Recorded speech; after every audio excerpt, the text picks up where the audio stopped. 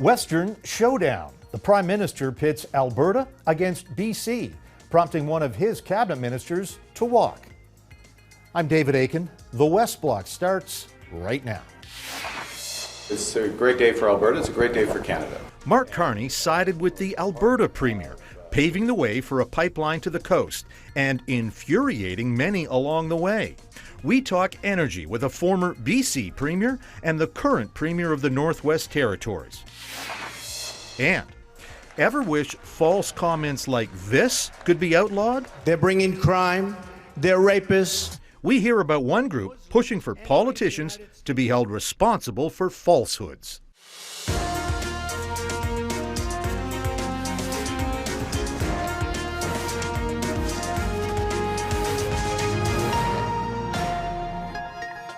It is a contentious issue that has put Alberta in one corner and BC in another. Now Ottawa has stepped in and picked a side. The Prime Minister has aligned with Alberta Premier Danielle Smith, signing a controversial agreement that could clear the path for an oil pipeline from her province to the BC coast. It would grant Alberta special exemptions from federal environmental laws, while the BC Premier revolts. We need to make sure that this project doesn't become an energy vampire, with all of the variables that have yet to be fulfilled. No proponent, no route, no money, no First Nation support, and all I ask is that every project across the country be evaluated against the same criteria. Joining us now is former BC Premier Christy Clark, and let's break down the events of last week. Good to see you, Christy. And I guess you saw the reaction of David Eby to this MOU that the Prime Minister signed with the Premier of Alberta. And we kind of knew he was going to react that way. He had signaled he wasn't so pleased. How, if you were giving advice to Mark Carney, how would you get David Eby kind of back in the tent? Is there a way to do that? That's not clear that there's a way to do it. I mean, David Eby has, remember where he comes from. He was a protester. He's for a long time, he's sort of an anti-establishment protester. And I think he is honestly struggling to move from protester into premier. And that's part of the problem that he's got here. The other issue, though, that he has is for New Democrats in British Columbia, this is a real article of faith. That whole idea that this tanker ban, which is really performative politics in my opinion, but that it can't be removed, and that there should be no more pipelines, there should be no more oil. That's really his constituency. And remember, I mean, he's running a very, very close game in the Parliament where he barely has enough seats to keep holding on to government. So he's in a tough spot, I think, politically. I think, though, he should probably decide he wants to be the premier and he wants to do what's right for Canada. And that would be to become an enthusiastic supporter of this very gutsy, very brave move on the part of the Prime Minister. Actually, let me pick up on that a bit, because you mentioned that the Premier of BC, you were essentially saying, has to be the Premier of all British Columbians. And if you watched Premier Smith last week, she almost said the same thing. Whether you're a Liberal, a New Democrat, she's trying to act in the best interests of Alberta. And she's taking hit from her own base, and she's got to face a UCP convention at some point. What do you make of the Nixon goes to China moment that Premier Smith made last week? I thought it was gutsy of her, too, to say, listen, we're just going to get on with this. And, there's no doubt she made a good deal for Alberta with the federal government.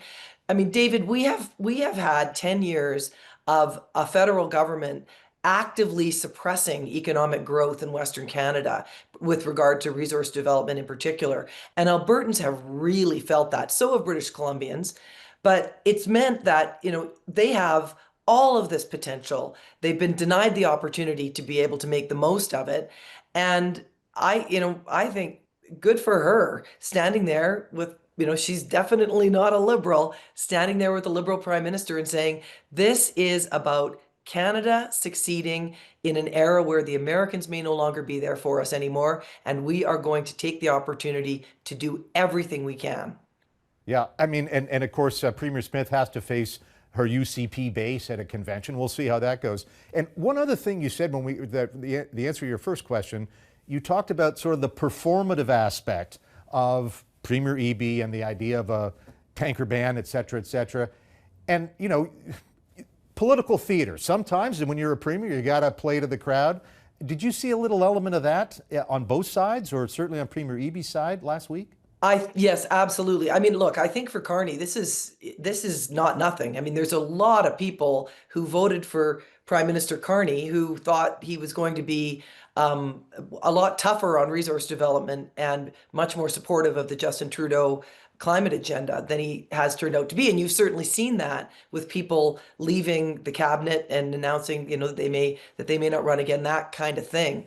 But I think for David Eby, again, it's an article of faith for those guys, but it's totally performative, David, because the Americans are moving all of this heavy oil from Alaska right down the same route at 12.1 nautical miles offshore in international waters.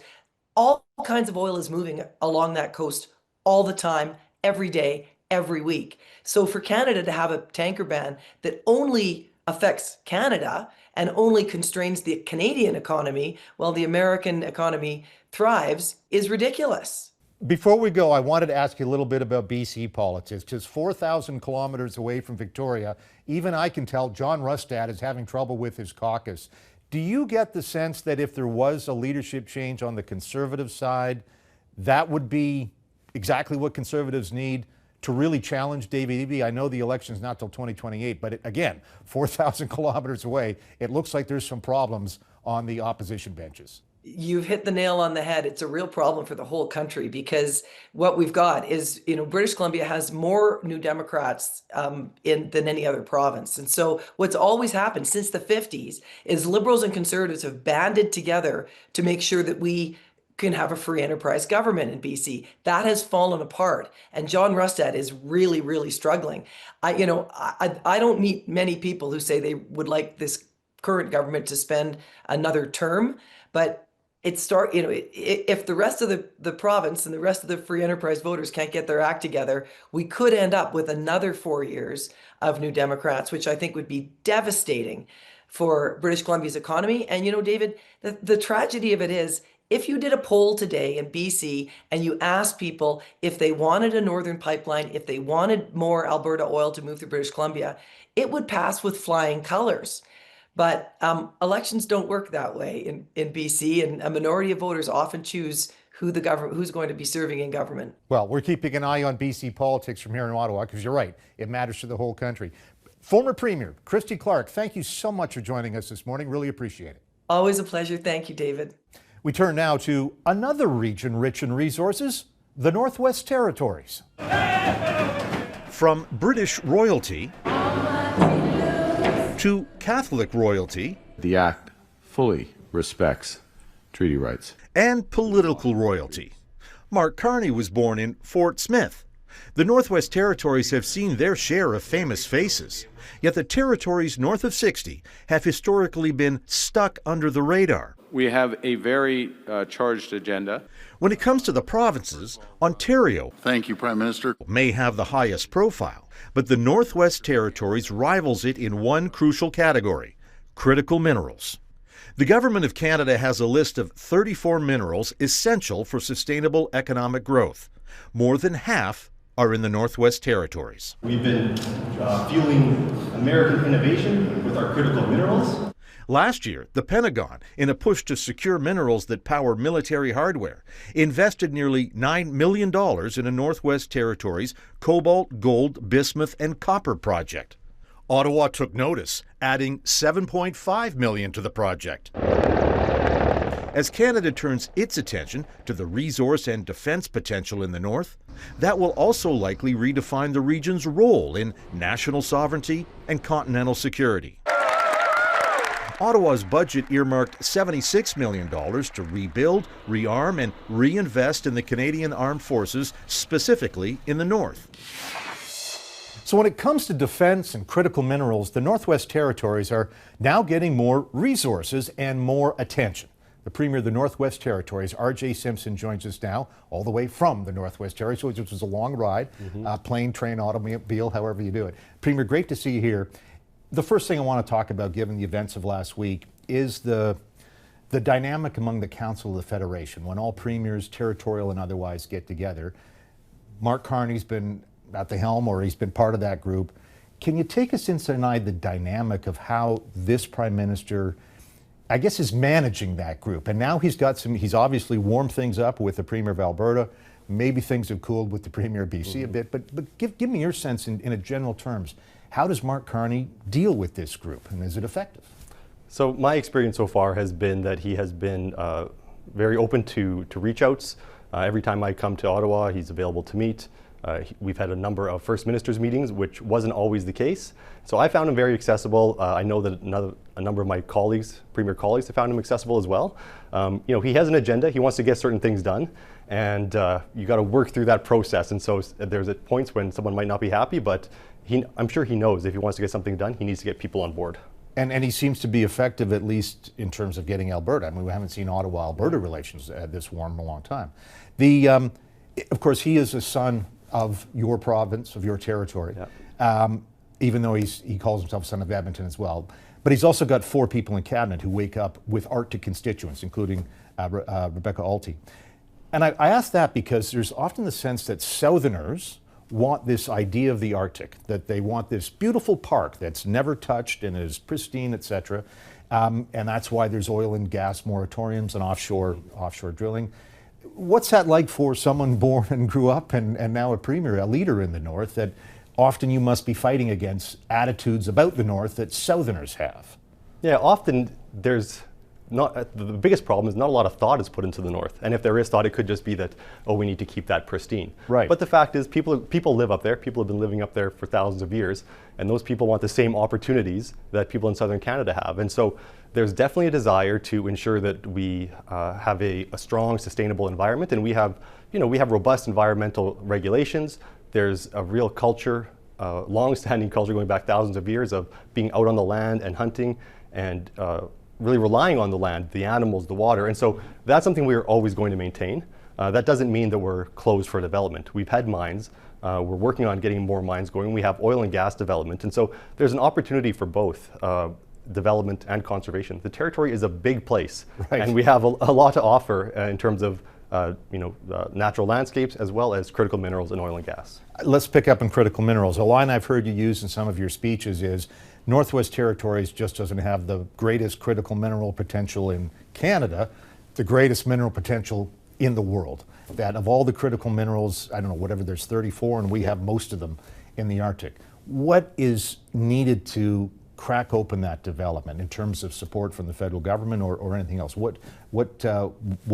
do we get those minerals out of the ground? Yeah, I don't think that's an overstatement saying that we have some of the greatest mineral potential on the planet. And what we need is investment in infrastructure and roads in the territory to the resources and to communities as well have been proposed for generations, but there has not been that full-throated federal support to get them done. It's an expensive place to build, and we're talking about some major projects. And so what we have is 3 major projects that we are trying to advance, and there's been a lot of uptake from the federal government on those. So in the western part of the territory, we have the Mackenzie Valley Highway, which would connect up to the Arctic Ocean, and the forward operating location in Inuvik, so there's defense purposes there as well, but there's also critical minerals, there's oil and gas in that region, and then in the eastern part of the territory is where the Arctic Economic and Security Corridor would be, and that is goes up into the Slave Geological Province, that is the area that is the most mineral-rich area in Canada. I always say it's like the Ring of Fire with a less catchy name. Right. Yeah. Norman Wells, going back in history, was opened up by the Americans, and American money came in, and there was a time in Canada's history when we didn't want so much American money and we wanted to do it ourselves. Americans are, I'm assuming, quite interested in the stuff that is buried in the grounds. Is there a sense that if Canada doesn't do it, well, we're going to turn to money elsewhere in the world? Well, the Americans were doing it. So, before Carney was elected, we had contributions from the Department of Defense to a couple of... U.S. Department of Defense. The U.S. Department of Defense, and in the tens of millions to some mining companies to get developments going, because there's things like tungsten, which the military needs, cobalt. There's all of these minerals that the U.S. is trying to secure supply chains from friendly allies. Right. And so they've already been working with us. And that's a message I know you've taken to Washington when you can as well. I want to come back to talk about the oil and gas moratorium. It expires, I believe, in 2028. Yep. but you are asking the current federal government, which seems sort of pro-development, to lift that moratorium now. Could that really get some new drilling and some new resource development, say, within the decade? Yeah, absolutely. The Inuvialuit, whose land and water that the oil and gas resources are on there, they already have an active well. They have plans to use that natural gas to power their communities. And going forward, I expect that there's going to be a desire to export as well. It's right on the coast. It's not that far to the Asian markets. And so that moratorium, it puts a pause on offshore exploration and development, which is actually also hindering the onshore development, because the big companies, I think they see it as the play being both the onshore and the offshore. And so by lifting that moratorium, I think we could see some real investment in the territory. Great. R.J. Simpson, thank you so much for coming and visiting us, and good luck with your travel here in Ottawa. Thank you very much.